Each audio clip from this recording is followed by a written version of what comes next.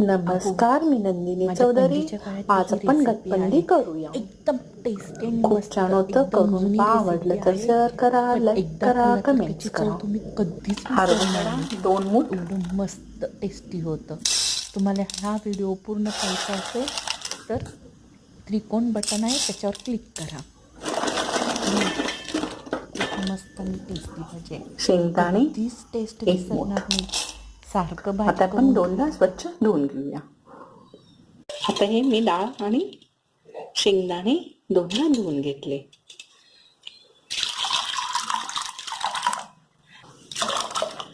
ह्या पेल्याने 2 पेले पाणी घालून घेतले. थोडंसं 1/4 हळद आणि 1 पिंच हिंग पावडर.